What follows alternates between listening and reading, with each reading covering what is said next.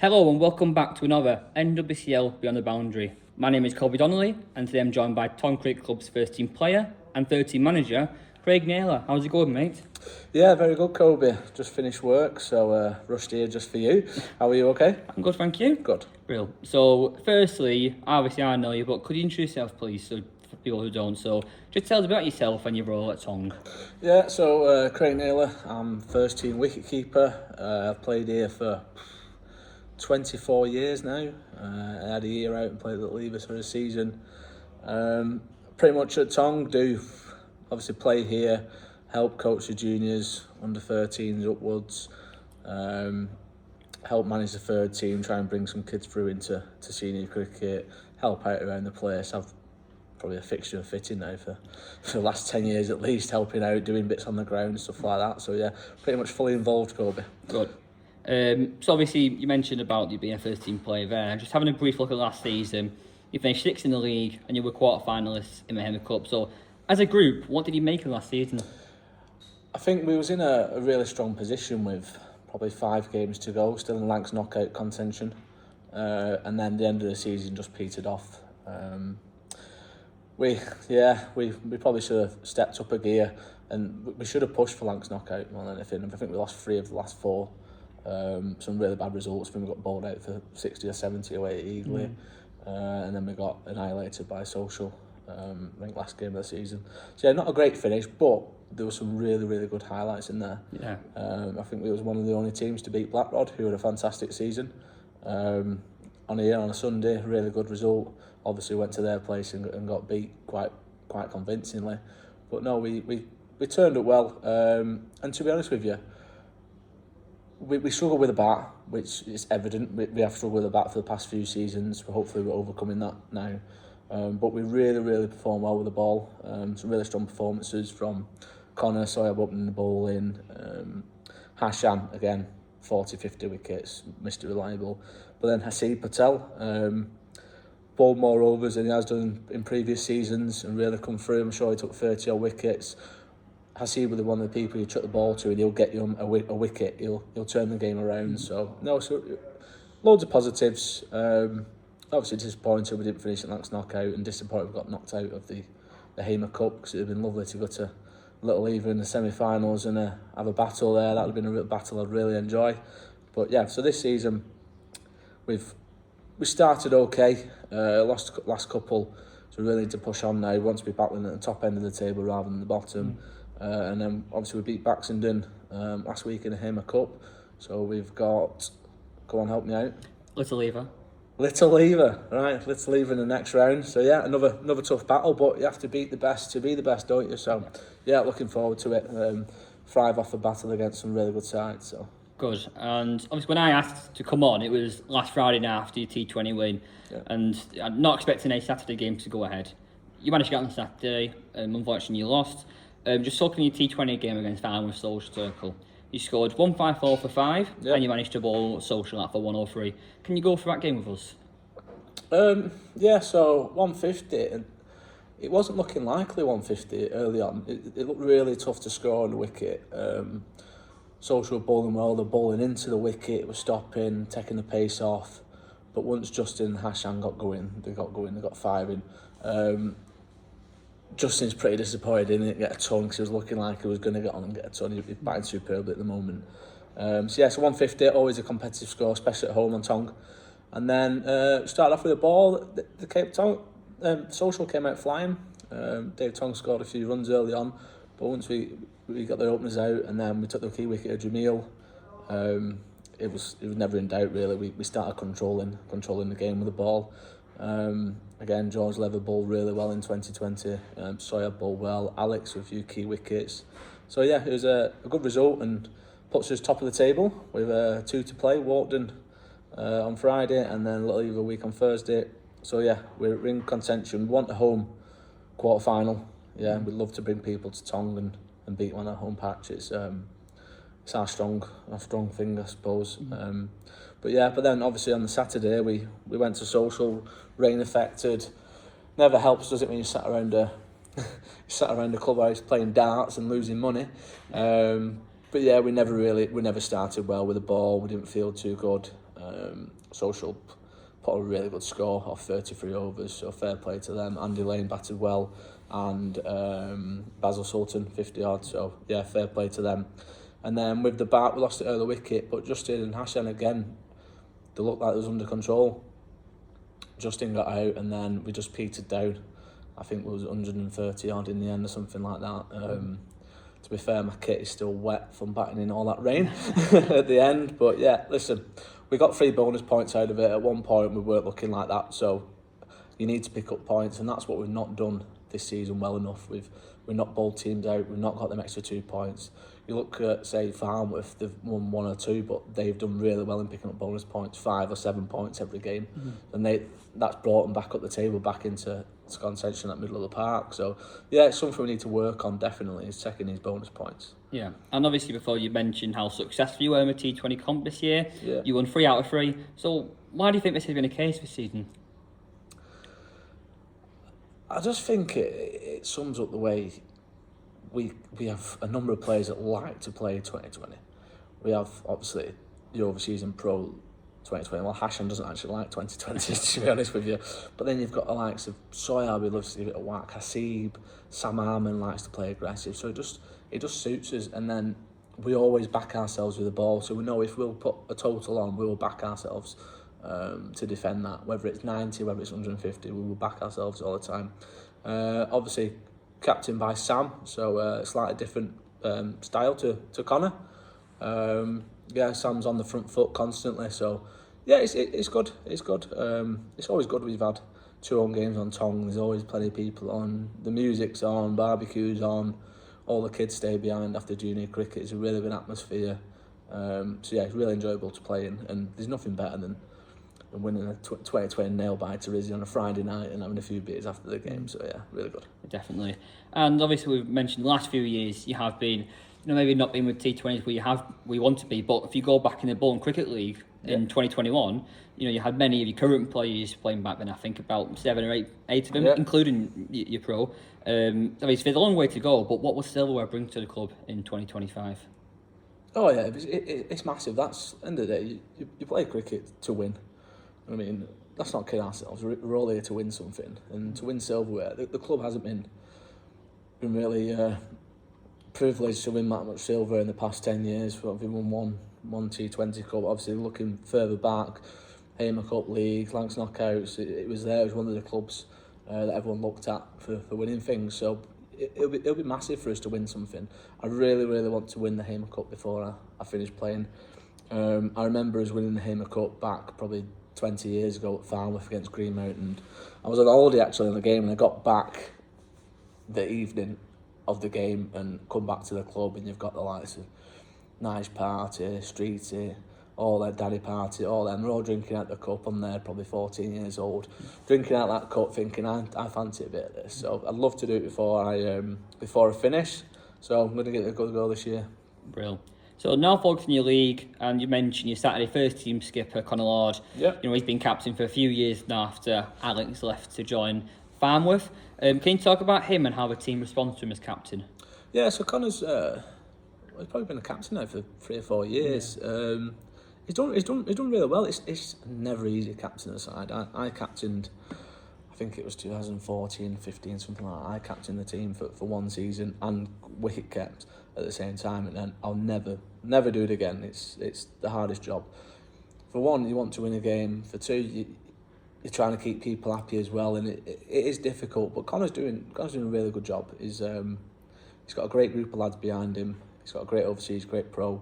Obviously, we brought Alex back. We've got a bit more structure in the club now to support Connor with that. Like, training sessions are all structured. Alex runs them with a pro and overseas. So it's a case of really a match day. Colin looking after things, and he's got plenty of senior players around him now he can rely on for support. Connor's a great lad, one of my best mates, so he's a good lad. Sometimes he doesn't listen to me but no, he's doing well. And I think winning the Hamer Cup is one thing that Connor wants to do as well. It'd be massive if we could achieve that. Good. And this season you made 2 signings. You brought in Kai Hodgkiss from Massey Bridge, and you mentioned before you bought the big signing of Alex Rodstock. You're bringing him home. You obviously signed him from Farnworth. So how do you think your side had benefited from them two? Well, as I mentioned before, we've struggled with our batting the past few seasons, and we brought in two really good batsmen. Obviously, Alex, one of the best amateur batsmen in the league last year at Falmouth. And Kai missed quite a few games. Ashford's working, but still, it is a dominant batsman, so it's players we want. I suppose Alex brings that experience with him. He's played here before. He's got the knowledge. Like I say, he's taken the coaching side up with the first team, organising the training sessions and things like that. So we've got more structure. So yeah, really benefiting. Great lads as well. Great lads in the changing room. Great lads after for a beer. So yeah, brilliant. Good. So now I want to talk about your pro and overseas. Yep. I'll start for your pro, Hashan Justin. This is his fourth year at the club. You know, he scored 3,500 runs and have taken nearly 200 wickets for the club. Can you talk about him and what he offers the club both on and off the field? Hashan's brilliant. So Hashan came over, I think, after 1 or 2 years at Barnell Castle up north, and yeah, it was quite shy, but he soon fitted in. He's Mr. Reliable, really. You know what you're going to get with him, with a bat, with a ball. He's going to try and bat long. He's going to try and keep you in the game. But I think his stats speak for himself, and he's a sought-after pro, so we are really lucky to keep Hashan here at Tonge. I know there's been some people after him, but I suppose it's a testament to us as a club how we've made him feel comfortable playing here, and the friendship we've created with him, the group of lads we've got, nice and tight-knit. And to be honest with you, he offers so much with the juniors as well, with his knowledge. He does one-to-ones with him, he runs coaching sessions, but like he builds relationships. My two lads, Harry and Louis, have got a fantastic relationship with Hashan. And he'll have a chat with them, he'll talk to them about the game, he'll instill confidence in them. It's brilliant. I mean, what pros come round your house for a curry and a few beers on a Friday night, you know what I mean? So it's brilliant. And on the field, you mentioned obviously Connor a couple of years ago taking up the captaincy. Yeah. Does Hashan tend to kind of give his thoughts to Connor and kind of help him, whether it's when he's balling or in the field, if he can change a bit in the field, maybe change the balling options or anything? Listen, you've got a first-class cricketer on your pitch. You have to listen to him, and they're there to pass on advice. Whether you take it in or not, that's up to you. But the first-class cricketers for a reason. You know what I mean? And they have the knowledge, they have the skills to help you out. And yes, Hashan passes us on his knowledge constantly. After the game, he'll talk to the guys around how we've performed and what we need to improve on. On a Tuesday night, he'll start talking to the guys as they're batting, work on things. He'll instill a bit of seriousness in training, like match intensity, that type of stuff. So yeah, it's fantastic, Hashan. Yeah, I can't fault him. And now on to your overseas amateur, Justin Gilland, second year at the club after a very successful year he had at Barnsley. Yep. He scored 1,000 runs for you. And can you talk about him and what he brings to the club? Yeah, so Josie came from Barnoldswick after scoring, I think it was 1,000 runs in his first season. And I think last year he did struggle a little bit. He scored a ton, I think, in his first game against Kersley. And then he struggled to put a run of games together where he was consistent. I still think he ended up with 500, 600 runs, something like that. But by his standards, I think he recognised that he struggled. He went home and kept wicket. Fantastic keeper, by the way. Not that he likes doing it. And scored some runs back home. And he's come back this year, and he's absolutely flying. Brilliant. I think he's averaging 48 with the bat. And some of the shots he plays, you think, he should be a professional cricketer. Scoops, reverse sweeps, switch hits, all that type of stuff. It's unbelievable to watch at times.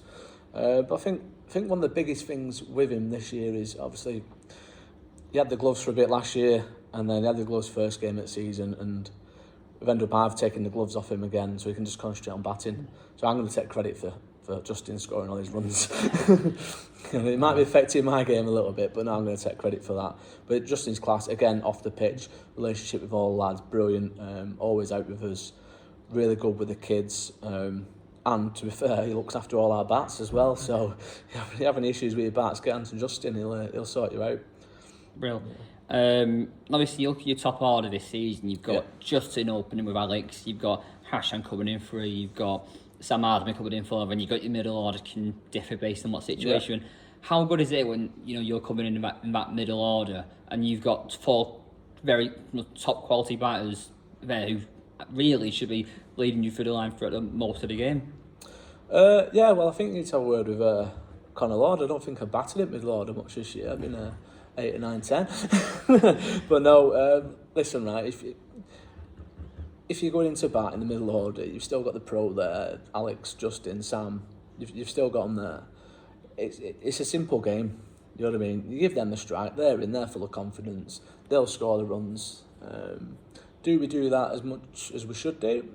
Not at this moment in time, but we will fire and we will score a big score this season, definitely.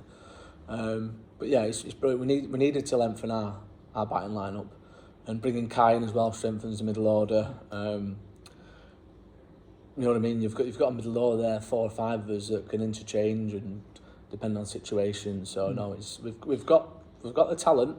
We just need to, I suppose, put it out on the pitch and start scoring some runs. Yeah. So now I want to switch focus to your third team. Obviously, you are the third team manager, and your third team has been going at Tonge for a few years now. After the juniors started moving up after the 15s, yeah, and have an 18 side. How important is having a third team at Tonge? Listen, it's massive. So when I played junior cricket under 18s, we had no third team here.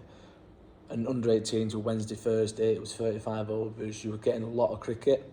But now since there's been changes to the setup and things like that, it's gone to one night, obviously after exams and things, so under 18s aren't getting as much cricket as they used to, so having a third team is massive. I think at the moment we've got probably 5 or 6 juniors that play in that third team regularly week in, week out. And that is a stepping stone into second team, first team cricket as it is. But you have to try and get the mix right. We need the experience around them to bring them on. So we've got Dave Whittle's our third team captain with Jav, so 2 accomplished second team players help us out in the third, bringing the kids on, and they've really bought into the message. So we look out there now, we've got young wicketkeeper Caden, obviously keeps every week, opens the batting for us. Whether he succeeds or fails, he'll continue to open the batting. Yeah, he'll continue until he's successful, and then hopefully we'll have a move into the second team. Got young Harry Fox batting middle order, doing well and really good fielder, loves to throw himself around. And then we've got Evan, Umer, fantastic 86 against Alder on Sunday. Had a taste of first team cricket. Yeah, it's not gone his way in first team cricket, but was it too soon? Potentially, but he's back in the seconds and he's going to start scoring runs very soon. You see that. Evan, again, really good all-rounder. And there's a few others to mention, but no, it's massive, that stepping stone. I help out with the under-13s interleague, and one of the messages that we try to get across to them is we need you trying to play third team cricket. It's a different standard. Everyone hits the ball a bit harder. You've got to be a bit stronger, you've got to be braver, you have to be more confident. So third team cricket can give you that. So yeah, I think it's massive. I think every club should have third team. Yeah, and you mentioned them before. Obviously, your lads Harry and Naylor. Harry's now playing third team cricket and second team cricket actually as well. Yeah. As you're a coach, you're a third team manager, and you're his dad as well. How do you kind of balance that all out to make sure he gets the best development he can be? Good question. I'll put it this way: it's a Thursday night, and this is my only night off from cricket. So yeah, to be fair, I don't spend as much time as a coaching my lads. For one, I feel like your own kids are always receptive to other coaches. So me harping on at Harry all the time about his batting style and bowling style, it's not sinking in. The likes of Connor, Hashan and the senior players, he listens to them more. But during the winter, I spend lots of time with them, throwing balls at them constantly. I suppose at that age, yeah, I think you can overcoach. Yeah, they have to enjoy themselves, they have to play, and you learn through being in battles, you learn through playing. So yeah, it is difficult with your own kids, definitely. I do prefer coaching other people's kids than my own.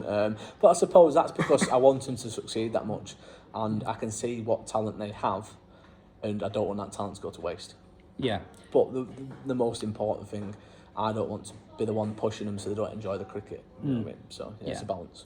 And obviously when you've got juniors coming through or reaching the stage of wanting to play senior cricket, what do you look for in these young players when deciding whether they are ready to play senior cricket yet? Self-belief more than anything. Yeah, so they believe they're good enough. They're brave. You have to be brave. You only get hurt if you're not brave. Pulling out of catches and things like that, you have to be brave. And just the way they carry themselves. So you go into senior cricket, it's not going to go your way every time. So you might get a first bowler, you might drop a catch, but how you react.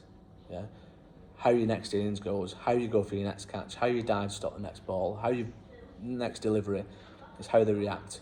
Yeah, so at that age, what they have 5 over maximum spells at under 15s or whatever it is, and listen, to get it for a 20 off and over, come back at them, get up and come back at them again. A bit of resilience. That's what you want from a junior player playing in senior cricket. Definitely. Yeah, and obviously if you've got a ball or a batter to keep up, so you need to show promise and standards in bat, but also if you are a batter bowler, you want to be competent in a field. Would you say that's as important because you are playing in 30, it's a 40 over game? You need to be, it's not just you have to be a decent field, but you have to be, concentrating, be on it the whole game. Would you say that's kind of something they kind of learn when they do play 13 cricket? Yeah, well, if you look now, all junior cricket is 2020. So back when I was under 18, as I mentioned, it's 35 overs. 35 overs it's a lot longer than 20 overs for kids these days. So I know from Harry playing interleague, that step into 13 cricket was a lot easier because he's used to playing 35, 40 overs now. He's played for the interleague. But no, it is a massive jump, and that concentration levels, especially as a wicket keeper, you know what I mean. You have to concentrate every ball. It is hard, but playing every week, you get used to it. You start working out ways of how you get through. Like you go for the motions, I suppose, don't you? So there's a big partnership out there. You get into a way of, I suppose, bigging yourself up and bigging the team up and bringing everyone together. I think that's the biggest thing I as a coach is like, don't go flat. You know what I mean? Energy in the field. I harp onto the 13s interleague. Energy and enthusiasm in the field is massive. You know what I mean? Yeah. 40 overs will feel like 20 overs if you're energetic in the field and loud. So yeah. Yeah. And you mentioned, you are an interleague coach. So can you tell us how you got involved in that and how you've been kind of enjoyed experience coaching, in a sense, the best players in that age group? Yeah, so Harry played in, I think it was under 11s game at Fenny Schools, and at the time the coaches was, I think it was Conor Lord, Paul Teeby, really good coach, Paul Teeby, and Duncan McNally, Black Rod. They couldn't make it, so I just offered my services to help out, do the warm-up, that type of stuff, and it just went from there. Under 12s, Duncan took over and had a conversation with me, do you want to join in? And yeah, I've not looked back. It's brilliant. Mm-hmm. It's brilliant on a Saturday night going on play cricket and having a look which of our under 13s have played senior cricket and who scored runs, took wickets. It's fantastic. I think Dom Charleston took a fifer the other day in senior cricket. Like, how good is that? It's brilliant. And to be fair to Duncan is Mr. Organised. You know what I mean? It's all I have to do is rock up and coach, get the lads warm and pass on some messages. It's brilliant. It's really good to work with. But yeah, we're under 13s now. The lads want to win, so it is a tough environment for them. And to be fair, we're trying to create that winning culture because end of the day, when you get to senior cricket, that's what it's all about. Yeah. But there is some talent in that under 13s group. You've got the likes of Noah Ashworth, fantastic leg spinner, fantastic bat. You've got Lee Toll from Reed, really good opening bowler. Oscar Valentine from Brinscombe, quick bowler. And then Abdul Rahman from Dean and Derby. I've never seen a 13-year-old hit a ball so far and so hard in my life. Unbelievable. So yeah, there's some... And listen, we've got a squad of, I think it's 14, and we have 6 lads that come in and out of the squad. Trials and picking the squad, it's difficult. There's that much talent out there. It's really good. It's a credit, I suppose, to every North West Cricket League junior coach that's been involved in them kids up to now. I mean, they're performing at that level, and the credit to the clubs, they're producing some really good kids. Yeah. And going back to Tonge, obviously you mentioned you've been here for a long time now, and obviously you mentioned not too long ago the club was in a real bad position, both on and off the field. How nice did it see the club succeeding now? You've got the seniors doing well, you've got the juniors doing well, you've got the corporate side of it, and that's all booming. How nice is it to see all that doing well? Listen, it took a lot of hard work from a lot of people, and it's brilliant to see the club thriving now. Just going in the club on Friday after the Farmer Social game, there was not a seat bare. It was booming. We've got quiz nights, we've got do's on, after the game, it's rammed all the time. We're really busy behind the bar, we've got functions, and I suppose we need them type of things to keep the cricket going. Cricket's not cheap. Umpires, scorers, tees, match balls, kit, professionals, that type of stuff. It's not cheap, so we need this side to do well to keep what's going on there going. But like, you know what I mean, juniors, it's been mentioned plenty of times before, plenty of interviews before. Obviously, you was involved yourself, and you mentioned the interview on Bolton FM, which was, by the way, Kobe, a really good interview. We've come on leaps and bounds. Now it's about transitioning them into senior cricketers and keeping that, I suppose, that process going. Yeah, and obviously there's many volunteers who work at the club. You know, if you go back around 2010, we had to only 2021. We obviously had Jill and Paul doing a lot behind the club. Yeah, now we fantastic. we have guys Oliver, Sasha, Tom, Val. You know, we have a lot of people. You know, how much of this? Obviously, we've got a lot of volunteers in the club. There's too many to mention. How much do you thank these people who have taken this club? Yeah, listen, volunteering, it's a thankless task, especially in sport. Like, I'm a dad of 3, and I'm spending most of my time at a cricket club, so it's not easy. You know what I mean? I've got work to do. I've got a family to run. I've got a dog to walk.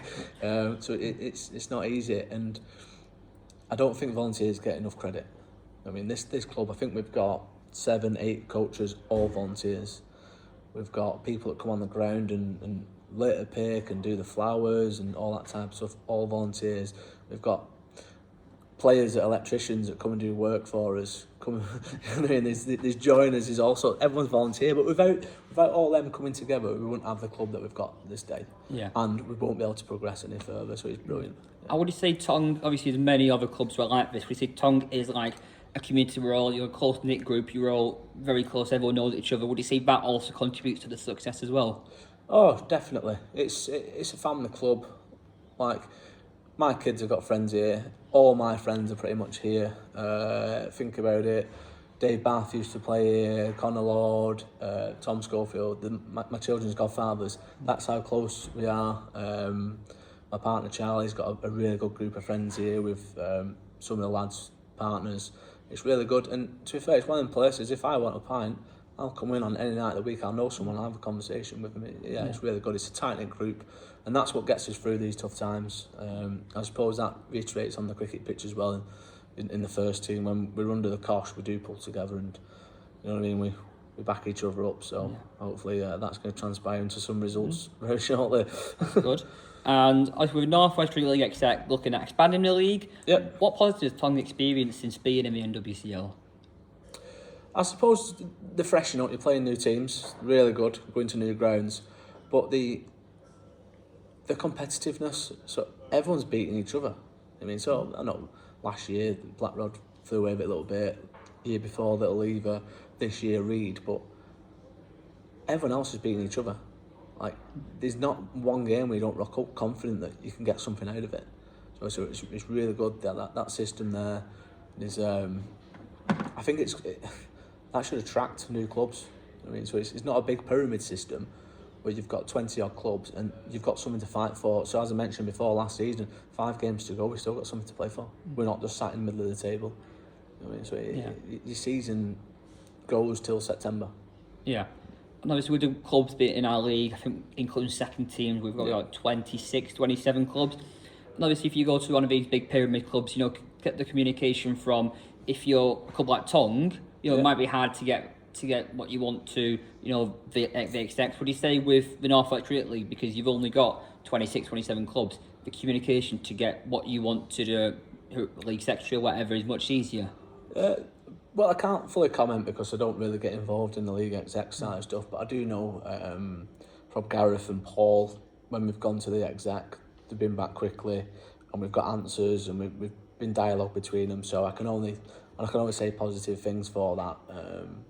And obviously we get the minutes from the meetings. They're easily accessible on the website. I think the website's really good, to be honest, with all the rules and things like that. So yeah, I can't complain. And I definitely know from Gareth and Paul Schofield's point of view, we do get the dialogue back from the league, so I'm guessing that's positive. Yeah.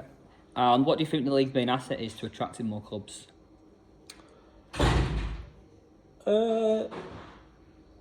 Probably the competitiveness, definitely. Like I say, you've got something to play for. Obviously you've got your league, you've got your Hamer Cup, you've got your T20, but you're in a battle for something constantly all year. So I think that's really good. The fact you can still have overseas amateurs brings the standard up. There's some overseas amateurs out there that aren't good enough to be pros. So yeah, definitely. Good. So finally, I'll move into quick fire questions. So there we go. So basically, two different kind of questions. The first part I've done with many people about themselves. Yep. And the second part about your Tonge Cricket Club's teammates. Oh, this could be interesting. So the first part, I'll start with yourself. So your favourite cricketing memory?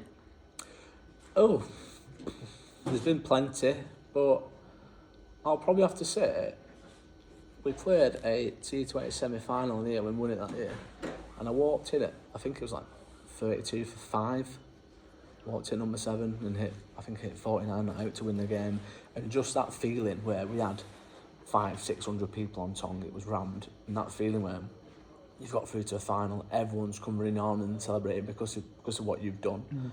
Yeah, that was one of them. Obviously we won the cup in the end, but I think I got more enjoyment out of that moment, going in a battle like we're under the cosh here, and I've managed to pull us through. So that's one of them. I've got probably plenty before that. Played at National Knockout against Richard Gleeson, whistling the ball past my ears and things like that. You know what I mean? Their memories. Playing against some really good professionals. But yeah, that's probably just off the top of my head. That's probably the one. Brilliant. And the best amateur player that you've played with? Ooh, play with some good amateurs. I'm probably going to go for consistency. I'm probably going to go Nigel Partington. I probably played with him towards the latter end of his career. But yeah, probably Nigel. How he took his cricket, like aggressive batsman. I remember watching him skip down the track and hit the first ball at game for 6, thinking, wish I could do that. I mean, so, yeah. Obviously, he was a keeper as well. Keeper as well. You looked up to him as well? Yeah, looked up to him. I had a really good relationship with his son Danny, who's a fantastic keeper, playing at Edgerton now. But yeah, and to be fair, Nigel spent a lot of time with my kids, helping out coaching, really good. Always have a beer with Nige. So yeah, I'd say Nige's probably the best amateur I've played with. The best amateur and pro player you've played against? Played against some decent pros, on my neck. It's a tough one. You can go on. You can start talking about the ones that have played Test cricket, but probably the best pro. I'm probably going to go because of like what age I was and like just coming in first team cricket and being in that environment. Wakas Ahmed at Little Lever, he hit a ball hard, and the way he carried himself and ball quick at you, and listen, he probably wasn't the best pro, but I just thought the way he carried himself and the way he performed, yeah. Yeah. And what about the best amateur? Best amateur played against. There's been plenty. I'm gonna go for Mark Stewart at Greenmount. I have a memory of Mark. I walking out to bat. I think I was 16 years old, and him just absolutely bombarding me with bouncers and things like this, and I was stuck out there in a battle with him at 16, and I just thought, blooming heck, I love this type of stuff. He got me out at the end. After the game in the bar, I had a conversation with him, and brilliant. And you listen to the older generations in the Bolton Cricket League, and they always talk about Mark Stewart and Taddy and people like that, and I didn't get the privilege to play against him in the prime, but yeah, powerful players. Yeah. And your favourite ground to play at besides Tonge in the North West Cricket League? Ooh, favourite ground to play at?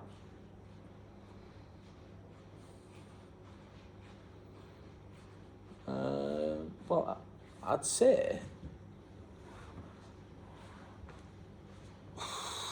it's a tough one, this Kobe. Let's go for Little Lever with the atmosphere that gets created on a match day. Nice tight ground. Yeah. And you obviously you've experienced that atmosphere, the home. Yeah, I have. Yeah. I've had. Well, to be fair, I've had a couple of beers poured on my front balcony. So. And your biggest pet peeve in amateur cricket? Biggest pet peeve? Oh, no one's ever out. Are they? No, No one's ever out. Never. You're plum, you're out. No one's ever out, and probably I'm as guilty of it. But like, just the arguments in the back chat around decisions. Just get on with the game. Let's just walk off and get on with the game. You're not going to change anything now, are you? So yeah. In fact, I've got an even bigger one. Right, okay. People who can't throw the ball into a keeper's gloves. And our first team will know about this. I absolutely hate it. It's like, it's not hard, is it, to throw, but I'm the biggest target on the pitch. Throw the ball to me. Not at my feet or not 10 yards over my head. Yeah, that's a big pet peeve. I can remember many games, including lost talking with T20 this year. You know, you had bruises on your butt, on your back, your front, your legs, everywhere from people throwing it in. You know, it's just much easier to get into gloves, isn't it? Yeah. And the first team lads know when I'm not happy. Yeah. And the best club for teas in the North West Cricket League. So I had a really good cake selection at Salisbury. Had some jam cream scones, really good. But I have to say a little lever again, like jam on teas, brilliant. You always get looked after there. So yeah. Real. So now, moving to your teammates now. Yeah. So, this is your first teammates at Tonge Cricket Club. So, who's the funniest player and why? Oh, it's got to be Rob Tully. Rob Just some of the things he says he comes out with. Brilliant. Yeah, Rob Tully. And who gets the most fines? Me? All I have to do is walk through the door and get fined.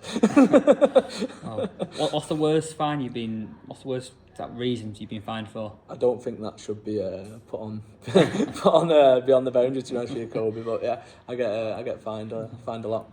And the most clutch player? Most clutch player? So I'm going to think like a bit of a finisher, probably. Or a bit of Asif Patel. Yeah. What he did at Final Social Circle Cup here against Final Social Yeah, Circle. him or Soyab when he comes off. Soyab boom boom. Likes to give it a whack. So yeah, we'll go with them too. And who's the youngest after getting out? Oh, take your pick. So it's a toss up between. In fact, it's not a toss up. It's just Sam Harmon. Don't know how many bats Sam's gone through from when he gets out, but yeah, Sam Harmon. And listen, it's not a bad thing being angry when you get out.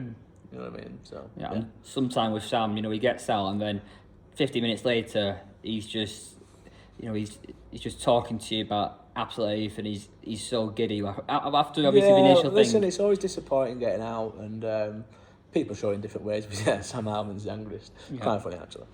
And who's the most underrated player? Most underrated player. Ooh.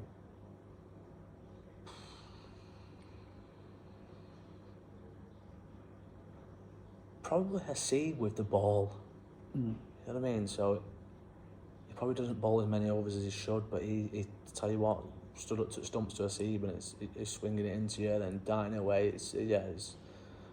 I think he should be taking a lot more wickets than he has done, but definitely the most underrated player. And I see you're only, obviously you got George who bowls left arm spin, but I think I see you're only left armer. Left arm seamer. Yeah, not many sides have left arm seamers, do they? No. I think I can only recall Salisbury potentially. Callum Boardman, yeah. Yeah, Callum Boardman, yeah. So it's always difficult playing against left armers. You don't play against them regularly. No. So, yeah. And the last one, and I asked ChatGPT this question. So, that's cheating. If you were stranded on a desert island, which teammate would you hate to be stuck with, and why? Right, so the Tongue lads will appreciate this. Jack Smith. Because all he does is talk about cricket and when he went to Bangor University, and I can't be doing that when stood on a desert island. You know what I mean? Like, constantly, yeah. Jack Smith. Sorry, Jack, but yeah, I do not want to be near you for more than an hour. So I think that's all the questions I have. Is there anything that you'd like to add before we finish? No, thank you for the opportunity, Kobe. I know no one else would come on, so you got stuck with me. Yep. But no, I think you're doing a really good job with the social media side of the league, social media side you do for us as a club, and obviously helping out with coaching, so really appreciate it. Obviously everyone from Tongue really appreciates what you do. I'm from the league, so yeah, fantastic. Brilliant. And keep these going, they're really good listens, so well done, Cups. Brilliant, thank you. So thank you for coming on, and I'll wish you the best of luck for the rest of the season. Cheers, mate. Cheers, thank you.